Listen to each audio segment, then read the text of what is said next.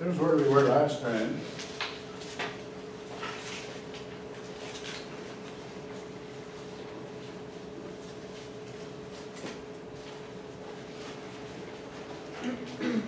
We're going to talk about these phenomena. So first things first is last time I described to you what the phenomena are. So basically we define them.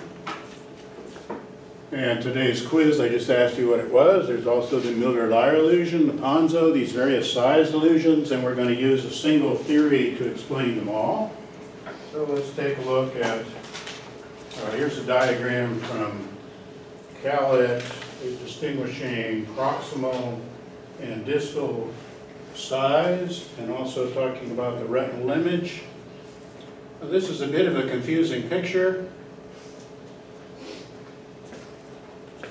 What it was intended to show is this, that a big airplane far away could produce the same size retinal image as a small airplane up close. Calit probably tried to tell his artist that's what he wanted the picture to show.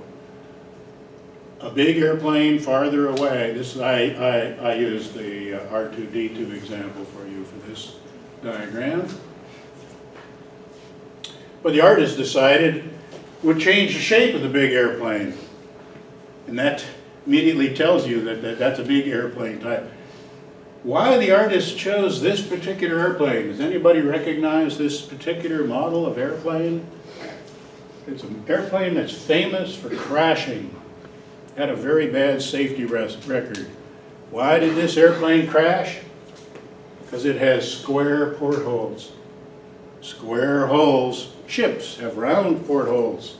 Why? Because they learned that if you cut a hole in a sheet of metal and you vibrate it, it begins to tear at the corners. So you want to have round portholes on ships. That's why ships have round portholes. And that's why airplanes should have round windows, not square windows. But they built this jetliner with square windows. And the thing took off and it vibrated after it flew for a while, began tearing, and the planes had a habit of ripping apart in the air and crashing. Why they drew this particular diagram, I don't know. Why the artist chose to represent that particular airplane there, it's a mystery to me. But they're trying to show you that the farther away something is for the same size retinal image, the bigger it is. So that's the optics equation that was recognized that doesn't make Ptolemy's theory backwards. That's the idea that if you understand it, you understand that Ptolemy's theory that the moon looks farther away is not backwards. So here's what we were doing last time and that I asked you to remember this time. Here's Ptolemy's theory. The first is that subjective size is the retinal size times psychological distance. S is equal to RD, where S is perceived, perceptual, apparent. I'll use all those words. Perceived, perceptual, apparent, psychological size. So that's how big it seems to be to you. Not how big it actually is. We use phi sub S to represent the physical size of an object, the physical measurement. R is the retinal size, so that's the retinal image. And D is the subjective distance. Second premise is that the retinal size on the zenith is equal to the retinal size on the horizon. You can take a photo to check that or look through a tube. That's what Ptolemy did.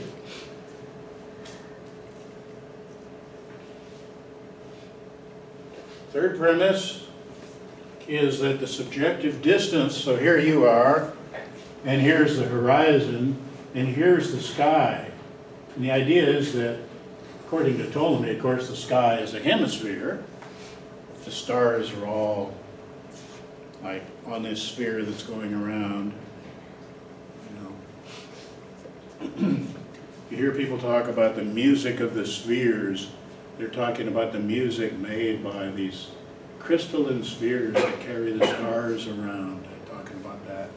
You read it in a O. Henry story, those mountain men, those prospectors, they talk about the music of the spears. So you have to recognize that they don't quite use their words right.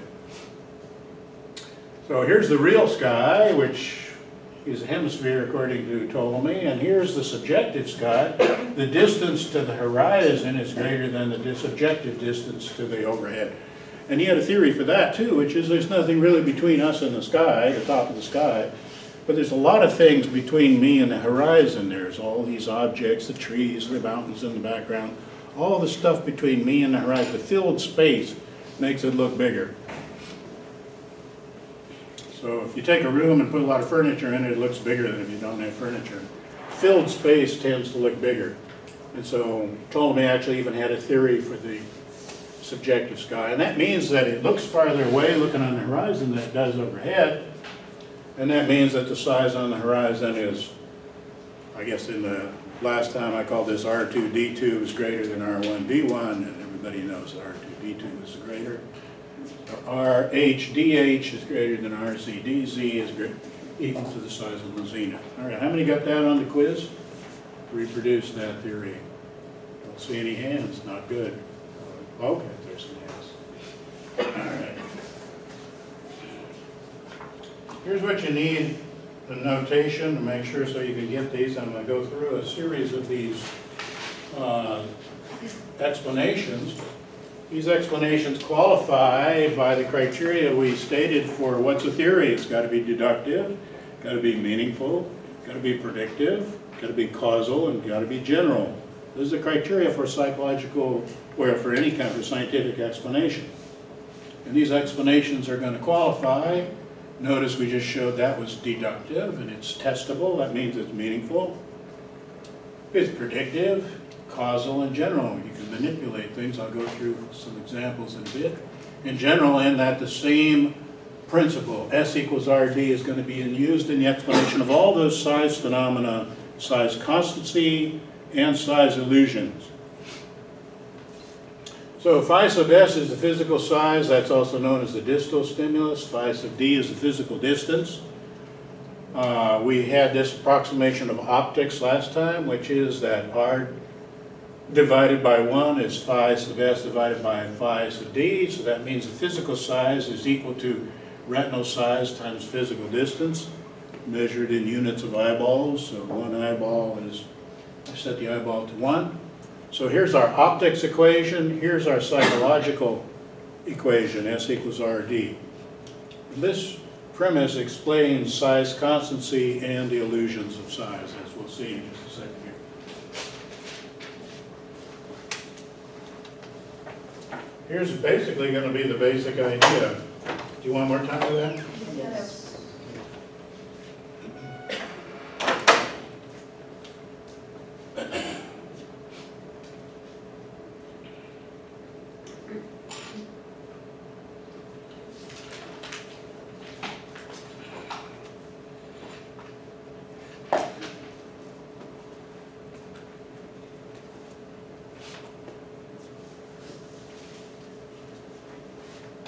So if two things produce the same size retinal image, the one that's farther away looks bigger.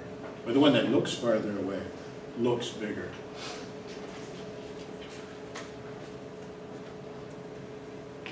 They illustrated that with the monsters in the video that I assigned for you today.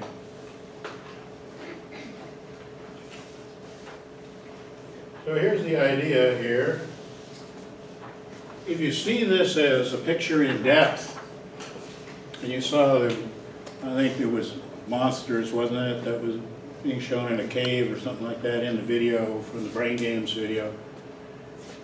If this looks farther away, then this one seems bigger than that one. So the converging lines, the height in the visual field, are clues to distance or depth. And if it looks like it's farther away, then it's going to look bigger than that one. And there are a lot of examples of that with different kinds of creatures. But the retinal images are the same, so you can measure that one. It's the same as that one. And it's the same as that one. So the physical size, so the physical sizes are the same. The retinal images are the same. The brain is simply adjusting it and making it look bigger if it looks farther away. Now there's a conflict here. You see that screen as being equidistant, but if what's being represented in the picture has depth, or creates an impression of depth, then it influences that D, that psychological distance. All All right, here's the Mueller-Lyer illusion and the explanation to the Mueller-Lyer illusion. You got two equal lines, outward going fins and inward going fins. S is equal to RD. The two retinal sizes are the same because the physical distances are the same and the physical sizes are the same. So the retinal images are the same. But the subjective distance to 2 is farther than the distance to 1. Now, what's the situation with the distance to 2? Look at the corner of the room there. So if you can see the corner of the room, the ceiling comes together, the floor comes apart. And if you went to Michael Bach's site, you saw some, you see any familiar name there mentioned? You notice that when you look at the far corner of the room, you see this. This is the floor and the ceiling coming together. You have, so this is far, right? And if you're looking at, I don't know, an object like, this isn't much of a box here, but here's some cases where you have a near edge. So many of you can see the near edge here, or see one there in that part. The near edge, if you're living in this kind of world, you know, gives you this kind of picture. So this is near, this one's far. So if D2 is greater than D1, because of the subjective distance, so this is the far edge, far corner of the room, this is the near edge of a box that's coming toward you. If this thing looks farther away than that, then D2 is greater than D1, so R2D2 is greater than R1D1.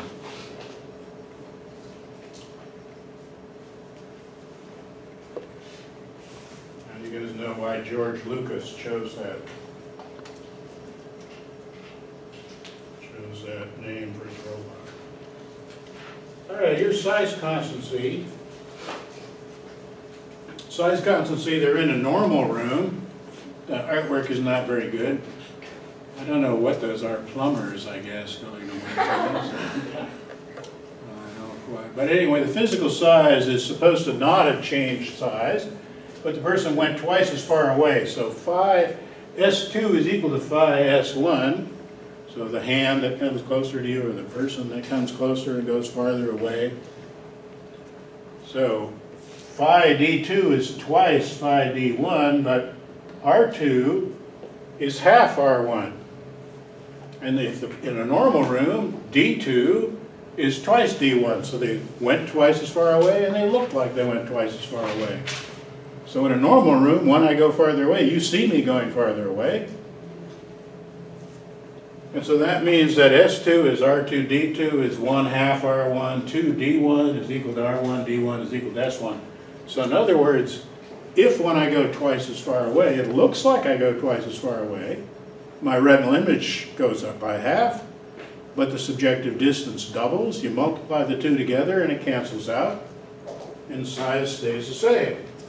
So this is the conditions under which you get size constancy. Any questions about that? And again, it doesn't look to me like that guy's gone twice as far away, or his retinal image is half the size, but you get the idea of what I'm trying to represent, that this is a normal room as opposed to the Ames room. So we'll get to the Ames room in a bit.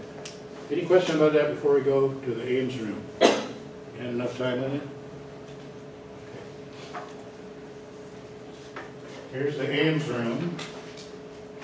You saw this at the beginning of the Zimbardo video. And if you haven't seen the video, by all means, go look at that. I know some students sometimes think, oh, it's just a video, so we don't need to look at it. And many of the phenomena of perception are things you experience. You know, if I try to describe them to you, it's, you know, you really get it when you see it, when you actually experience it. So if you haven't viewed that video, by all means, view it. They're looking in. Now here's the construction of the Ames room. He described it in the video, but here's the view from above. It's actually, the far wall is not equidistant. It's actually twice as far away from this viewing point to this corner is twice the distance from this corner. Here's the actual far wall over here. So this is the proximal view. This is the distal view of that far wall. This is what's actually out there. The wall, the far wall is really a trapezoid. Twice, this edge is twice as big as this. The floor goes up, the ceiling comes down, the window that looks rectangular, as seen from here, is really a trapezoid. The clock is distorted. And at the beginning of the video, they show, you know, it starts here and you see, and he backs up and it shows you Zimbardo, and he says, when you were little, did you want to be big? And then he walks across the room and he gets bigger, and as he walks across the room, so he walks across, he gets bigger and bigger until he's finally this guy over here on this side. Well, what's actually seen from this view, he's actually come closer. So his retinal image has increased.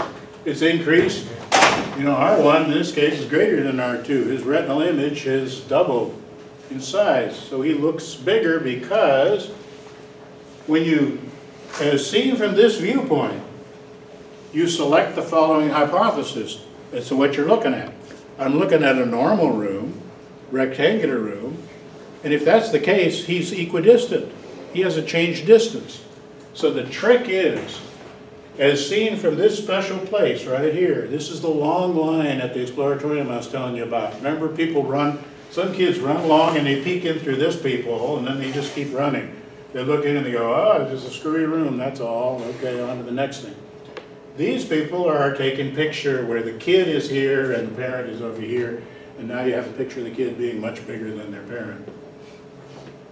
Or they're taking a video of somebody moving around and changing size, like the video that you saw in the Zimbardo video.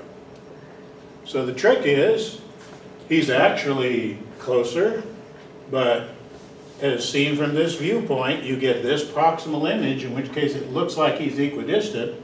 So R1, D1 is greater than R2, D2, so S1 is greater than S2, and you get the size illusion. So this is a size constancy, where a guy moves around a room and changes size, changes perceptual size, as opposed to size constancy, which is where a person walks around a normal room and doesn't change size. All right? Everybody clear on that? So that's the key to the Ames room illusion. Need more time? Anybody? Okay. So here's the experiment you did with afterimages. You got yourself a couple of afterimages. This is known as Emmert's law, after a psychologist of the 1880s.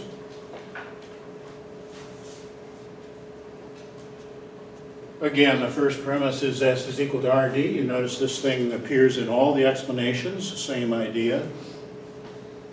Now, when you get an afterimage, what determines R? Well, remember, that's a place, it just corresponds to a place on the retina that's been pooped out. What do we mean by pooped out again? We mean we have bleached the pigments faster than the body can reproduce them, so that you see the afterimage. And we did the afterimage experiment with the flag and got an afterimage. It's a place on the retina that has been bleached. So its size, R, doesn't change. And then you backed up from the wall. In the distance, you were in like a normal room, so you were just backing away. The farther away from the wall you were, the farther it seems to be. It's some function of the actual distance. This function might or might not be the identity function, but might be a nonlinear function. In many rooms it's going to be negatively accelerated like this. We'll see in a second. And so from these three premises, you should get data look like this, which is that if you plot, did you want more time with the top part? Is that what that is? I heard like some grunting. Somebody sneezed. What's that? Somebody sneezed. And Oh, somebody just sneezed and said, bless you. Okay. So here are your data. You plotted the judged size of the afterimage as a function of physical distance with a separate curve for each size hole that created the afterimage. And so what this is saying is that if we transform this, we're going to get big D and make one of these lines linear, then the other line will be linear, and they should diverge. And that will be the equation of S equals RD. So once you rescale this to capital D, you should have two diverging straight lines. And so that's a way to test. The farther away something is for the same size retinal image, the bigger it seems to be. So that's what you showed yourself with that afterimage. Now you had to get it in one eye. If you got it in both eyes, then it's just floating there in space, because the two eyes are giving you clues about how far away it is. So you have to get the image, afterimage in one eye, so that when you go farther away, you'll see that it looks bigger when it's projected farther away. All right? Any questions about that one?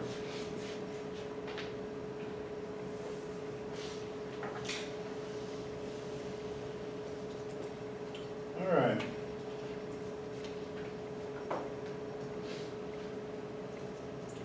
So now we have the following problem, which is to understand what are the cues to distance or depth, to depth perception. How is it that, where does this capital D come from? So in order to judge how big something is, you need to know the retinal image, but you also need to know the distance. So where does capital D come from? And these are some of the cues to distance or depth. The first two you get, they're not available to painters. So for the art majors, these are things that, well, I mean, unless you make stereo diagrams, give people glasses, or make stereo paintings and put them in a stereoscope. Retinal disparity, that refers to stereopsis, the fact that you get the two different views. We reviewed that. Remember, you're allowed to bring the thumbs to the final exam. That's your mnemonic aid, your memory helper. You can look with your right eye, and what I'm looking at, I'm looking with my right eye. The thing that's closer is relatively to the left in the right eye, and relatively to the right in the left eye compared to the thing that's farther away. So here was a problem I gave you before. In this stereo slide, I used to have a Victorian stereoscope with these slides that I could bring to class, but a burglar broke into my office and stole them. Stole the computer. The cops on campus got him. They made him confess, but he refused to say where the computer went or where the stereoscope went. So I don't have the stereoscope anymore.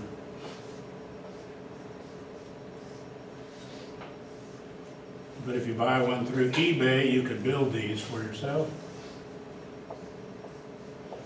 And the question I'm asking you right now is, okay, first thing, which one looks closer? So this is what the left eye sees. This is what the right eye sees. Does this square look closer than the background or farther away? Are we looking down a hallway or looking at the pyramid coming toward us?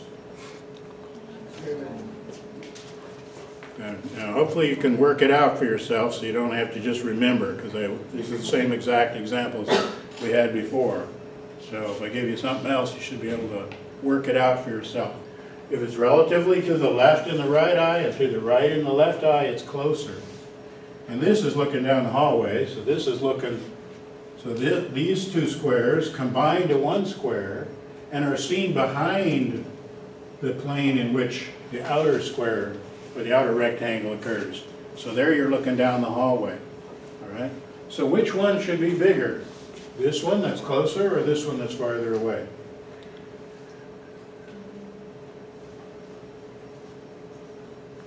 Which one should be bigger? How many say this will look bigger? How many say this will look smaller? How many didn't vote? Most people didn't vote. Okay? If it looks farther away, will it look bigger or smaller? It'll look bigger. Is this closer? Yes, so it will look smaller. All right, S is equal to R times D. Size is retinal size times the retinal sizes are equal because this was exactly the same as that. So I just cut it out and I switched positions for the two eyes. the actual square size, all the geometry is exact, all four figures are exactly the same. I just rotated them around. So R is constant, and all that changes is D, so the one that's farther away is going to look bigger. So you're looking at a giant wall at the end of a hallway that's far away, or you're looking at a tiny little platform at the top of a pyramid that's close to you. That's how it's going to look, and that's what you'd see if that guy hadn't stolen my stereoscope and I could bring it here and pass it around. All right? So that's what you would experience if you would see that. Been to see the 3D movies lately? They kind of, in the 1950s, 3D movies became popular. The method for showing them there was to use polarized light. So you show two movies at the same time, one for the right eye and one for the left eye. Shine them in polarized light, and you have the person wear a polarized filter that lets, so light can be polarized in a vertical plane or horizontal plane. And it can be polarized in other ways too. So hold on the end of this rope. I'm going to get his attention here. Hold on the end of that rope. We got a rope. Okay. We can, hey, you just hold your end still. We got a wave going down the rope down there. All right. So he's holding on the end of that.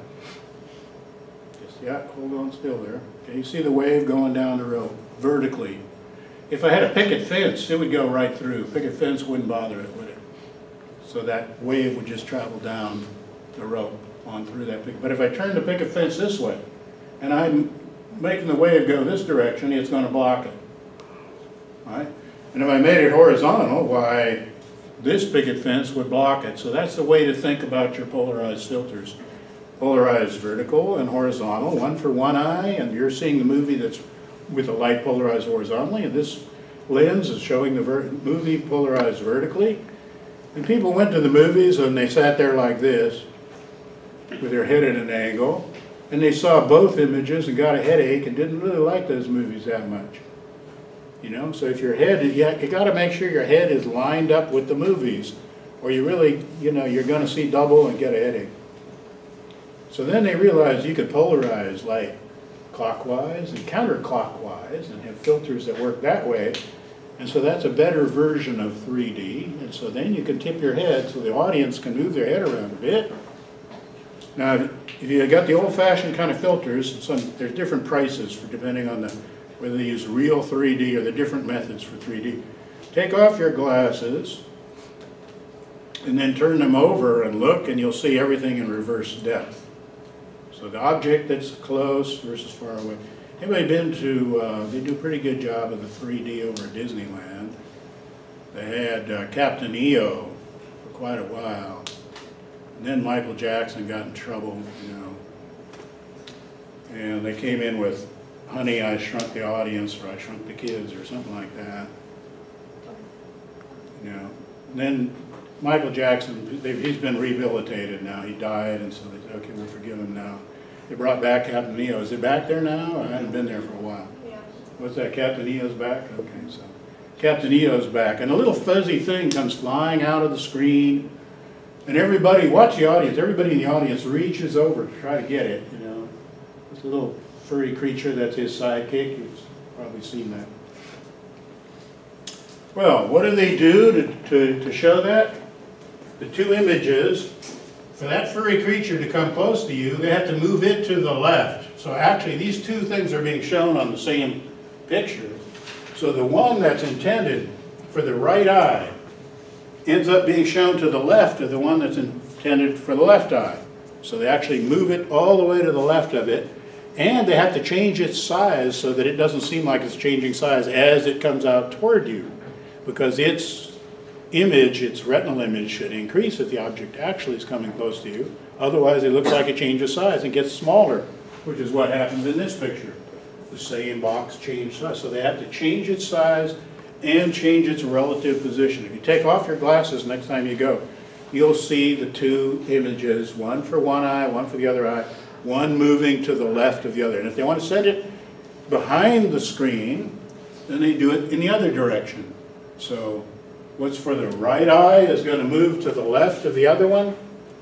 And then if they want it to go behind the screen, then they'll separate them in the other direction. What's to the right eye will be to the right of the other one. and then it goes behind the plane of the screen. And you'll see the furry thing or whatever it is they want to send behind the screen go back in there. So that's retinal disparity. And I mentioned last time also, some of you may have had a 3D viewer, a GAF Viewmaster or some other equivalent kind of toy with the GAF Viewmaster comes with a little disc with the two versions of each picture on a wheel that you put in with a trigger that advances the slide. Now there's convergence angle. So the two eyeballs, when you have two eyes, the muscles actually can measure the angle between the eyes. So you can get a calculation of distance by simply how much the two eyes have to converge to look at something. This only works for things that are pretty close, because after things get beyond about 30 feet, the convergence angle doesn't change by very much. Painters can't use that either, and it tends to conflict with the other cues to distance that you want to put in a picture. So the convergence angle. That's the old way of measuring distance when they were shooting artillery on a World War I or World War II battleship.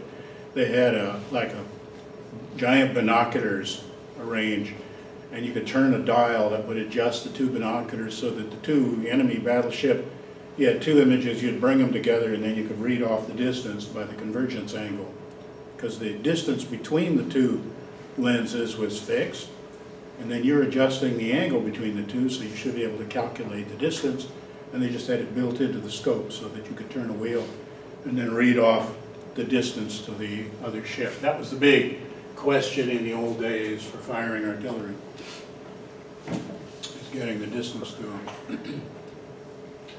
Now with one eye, these are monoculars, these are binocular, these are cues to distance when you have two eyes.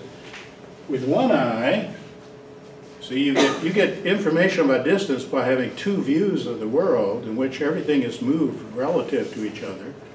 But with one eye, if you move your head from side to side, everything moves, right? So if that pirate lost, he wants to get his depth perception. I mean, it isn't going to help with his blind spot, so that's why he still shouldn't drive the bus. But to get depth perception, if he moves his eye, moves his head from side to side, he's got the right eye, you've got the left eye. And if you move your head, you will see everything move. The things that are closest to you move the most. In the opposite direction, you move your head. So you can get estimates of distance by moving your head, and that gives you information about depth. This information is not available typically to artists unless they're making a sculpture or something with a third dimension in it, but is available to a movie maker. And so, who's the cartoonist that did the Betty Boop cartoons? Anybody know Betty Boop's his name Reinhardt or something like that? Maybe the artist knows. Don't know. Anybody know cartooning or cartoons? Anyhow, before there was Walt Disney, there was Betty Boop. Betty Boop and the Seven Dwarfs. It was a 20-minute cartoon. And then Disney said, that's a great idea. I think I'll make it. And he got a patent on it, copyright. The Congress keeps extending the copyright. So basically, here's an idea stolen from the Grimm brothers, by Betty Boop, and then stolen by Disney, but it's now copyrighted, so nobody else has a right to that anymore. But you have motion parallax being used in an interesting way in Snow White and the Seven Dwarfs and Sleeping Beauty. The camera seems to move, and everything in the cartoon moves relative to everything else, giving you a tremendous impression of depth in the cartoon through the movement. So movement can take the place of having two eyes. And you probably saw that in the Brain Games video. All right, let's see what else. So that's motion parallax. Babies, Eleanor Gibson wanted to know this question. If I put a baby on the edge of the Grand Canyon, would it fall in? And so she did this experiment. She put babies on tables and wondered if they would crawl off the edge. But she put glass there that the babies presumably couldn't see. And then the mother would call the baby.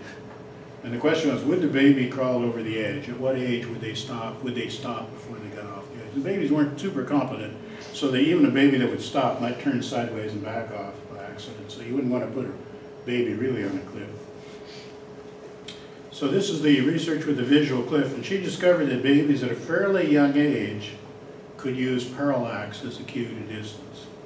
And so if you used the appropriate patterns so that they could see the parallax, they would tend not to go over the edge. They would judge distance by using parallax.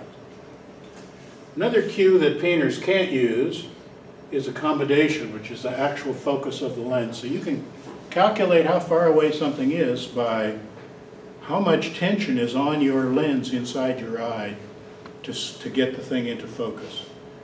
A rangefinder on a camera, in the old days, you could turn the dial on the camera and that actually moved the lens forward or back, and you could read off distance in the old days. Now again, of course, it's all done, calculated for you by a computer inside the electronic cameras, but if you have an old-fashioned camera, you know that you could adjust the focus, and that would give you an estimate of distance. And the human brain is actually able to use the tension on the muscle inside the eye to calculate distance, to get a calculation of distance. These things, again, all from here on up, painters can't use. Then there's geometric perspective. Parallel lines should converge to the vanishing point in geometric perspective. This was worked out, it was understood by the Romans, and then not understood for about 1,500 years, and rediscovered during the Renaissance by the painters in Florence, for example, at the great Renaissance, the rebirth of art. In the years from 1400 or so on, they began to improve, finally do some mathematics to understand the mathematics of geometric perspective.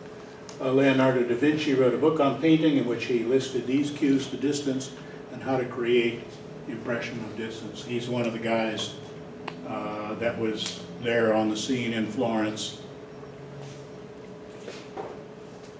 Interposition. So if you see something like this,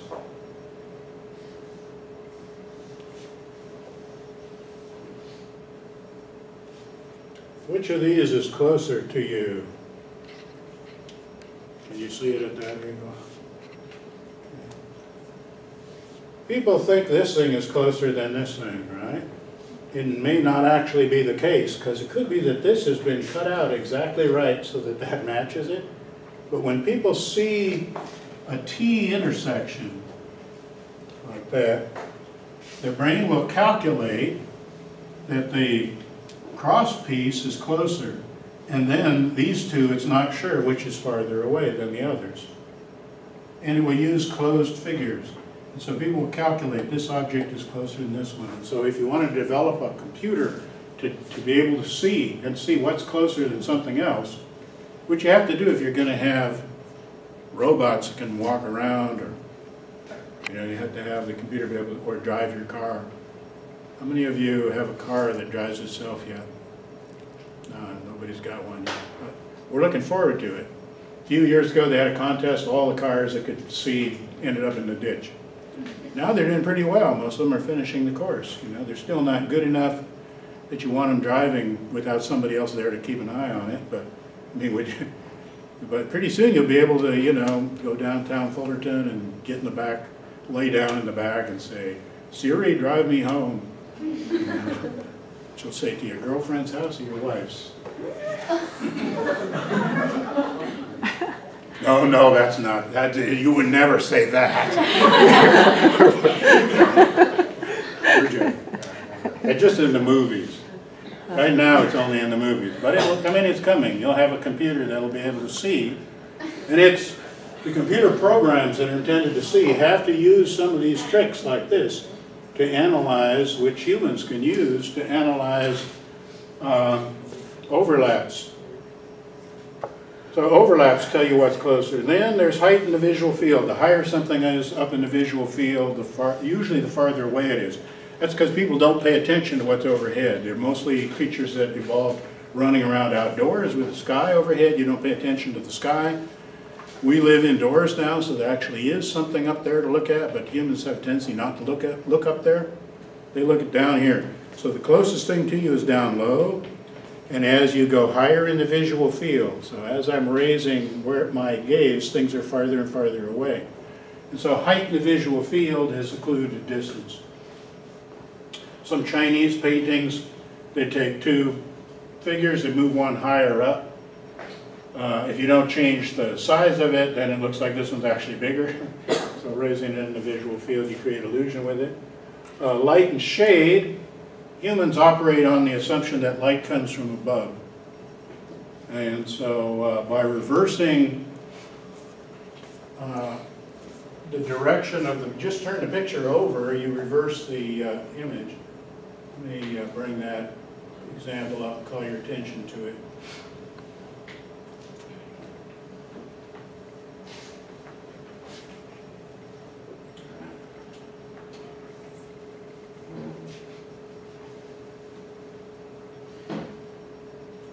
So here's the sensation perception that I assigned for you to look at.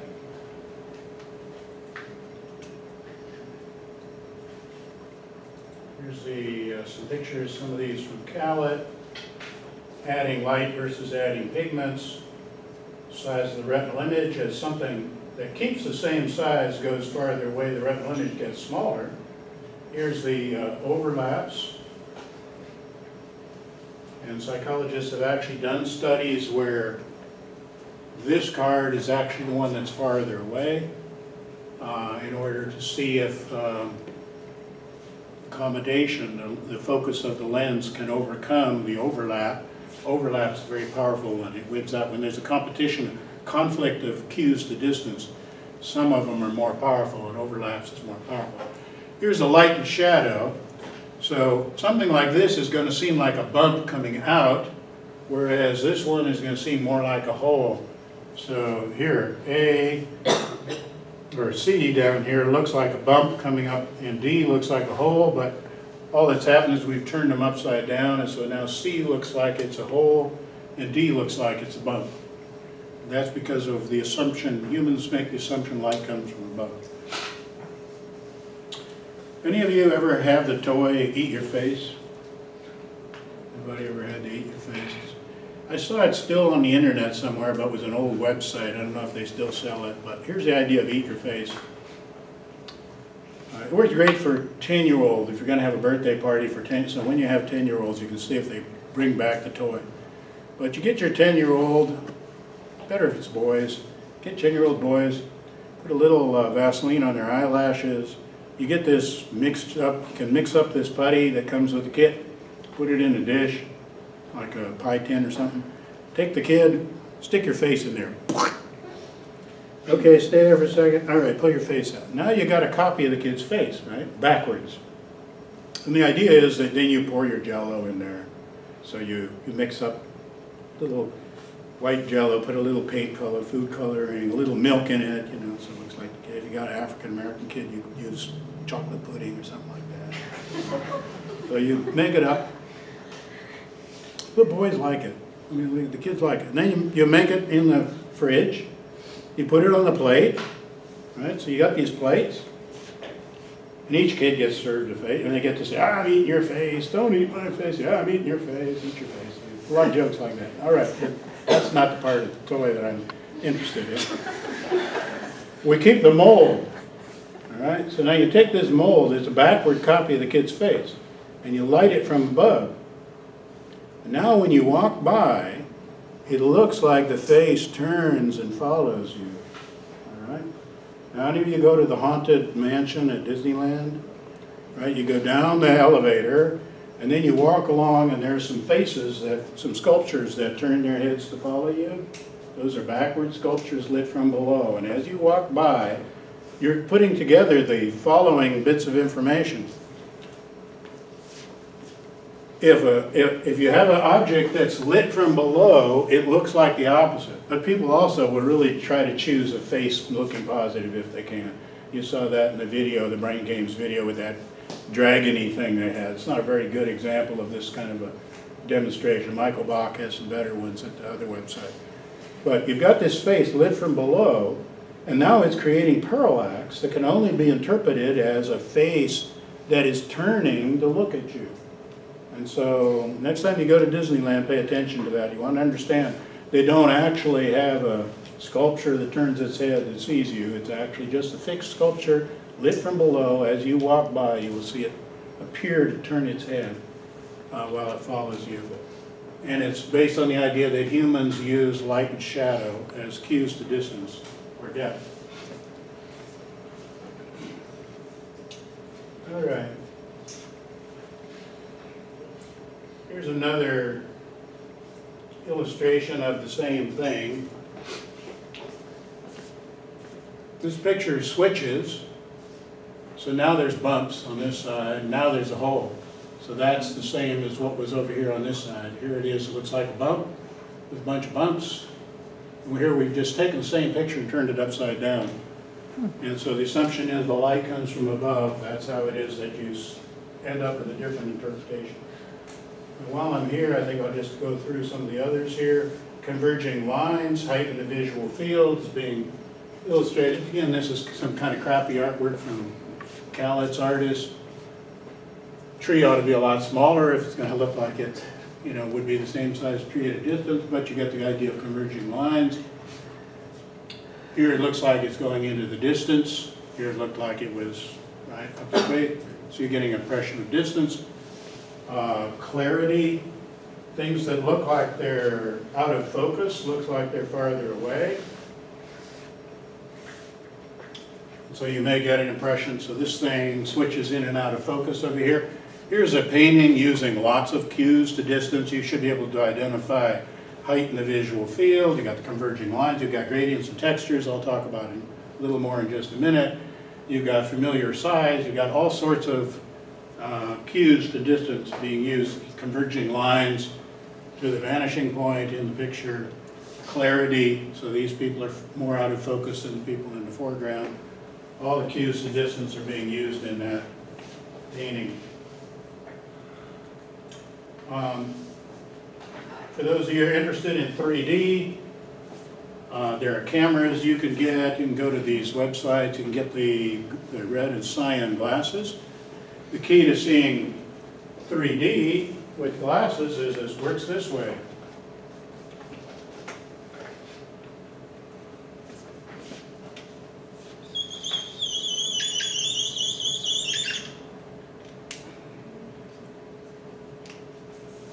Let's say we're wearing red lenses, so I'm going to represent this as a lens that lets through. A filter is something that blocks light and only lets a certain color through. So red filter lets red light through.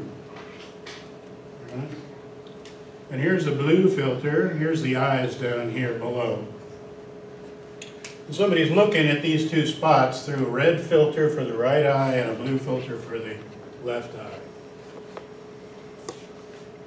What is the right eye going to see when it looks at the red dot? Well, the red dot is reflecting red light. Red light goes through the filter, right?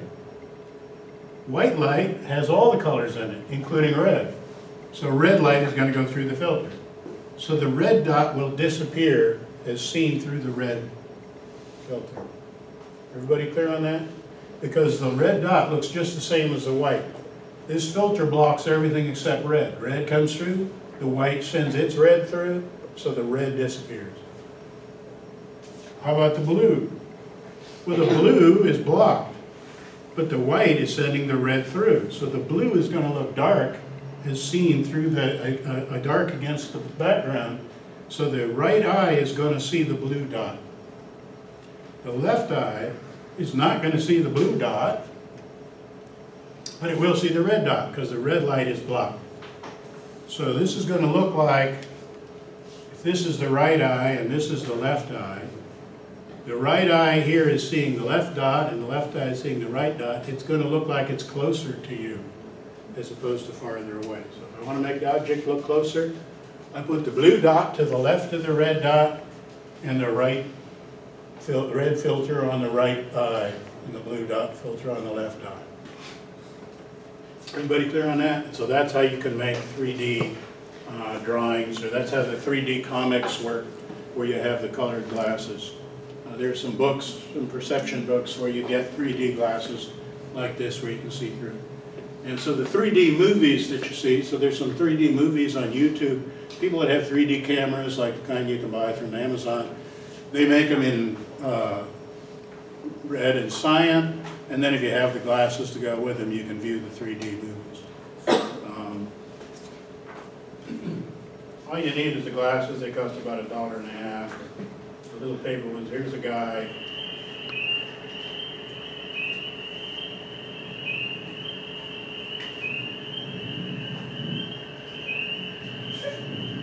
You can't really see it here, but basically if you had the glasses on, it would look like a giant hot dog is coming out at you, right? That's the idea of that. And if you have your glasses on backwards, it's going to look the opposite. There's a lot of these videos there. And you can go back. I want to see that snake coming out at me.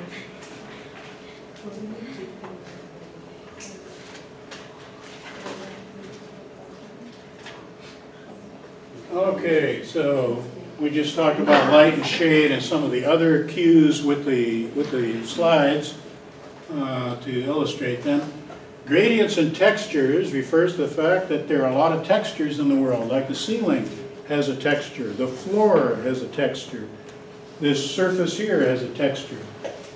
I'm going to represent the texture for you with some grains. The grains look smaller as you go farther away. And so the grain surfaces, the granularity of surface textures gives you clues about distance. Familiar size is if you see an object of a certain size, that, like a car, and you think it's a car, then you think it's the size of a car. And so one clue to how far away something is how big is the thing actually. And so in the movies, they use familiar size. So Godzilla comes up out of the ocean and he steps on cars. Is Godzilla? No, it's a she, isn't it? That's right. You got to watch out the power of females. Godzilla was angry that they damaged her offspring. Isn't that what they did? Isn't that? Yeah, all right, so she's crushing cars and stepping on things and knocking buildings down. And if you see the building as full size, well then she must be really big. On the other hand, the textures sometimes give it away, the gradients and textures. So if she drips water, water drops all come in the same size. It has to do with the surface tension of the water. You don't have water drops that are this big. So if any water drips off of her, you say, oh, that's a guy in a Godzilla suit. It could be a woman in a Godzilla suit. You don't know. But you see drops of water being dripped off the Godzilla suit. You say, oh, that person's only about 5'8". I can tell by the drops of water. So familiar size is a cue to distance, but so are gradients and textures. This is the problem for movies. In the movie Titanic, they built a 90% full-size version of the deck of Titanic so that they could have people sliding down the deck to really create the impression. Then they used some computer graphics. They also used some smaller models when the ship went down. There were some drops of water in there. They went back and retouched it. The computer fixed up, they photoshopped it to make it look better, to get rid of those drops of water. In some of those movies where pirate ships shoot it out, so 1950s or 40s movies, when they go down and they splash and you see splashes of water, then you see that, oh, it's a model only about this big. So it kind of gives it away. Drops of water are one example of gradients and textures. It's in conflict with familiar size. And colors and clarity. The higher something is in the visual field, the farther away it is, the bluer it will be, and the less clear it will be. So you make it a little bit bluer, make it a little bit more out of focus, put it up higher in the visual field. Those are cues to distance. These are all the things that painters can use to create the illusion of depth. What is the painter's job? To create the illusion you're looking through a window and seeing an object in depth. A flat picture that looks like it has depth and 3D in it. So they're trying to use the cues that humans use to impose distance based on what it is that you have on the retina. All right, that's it for today.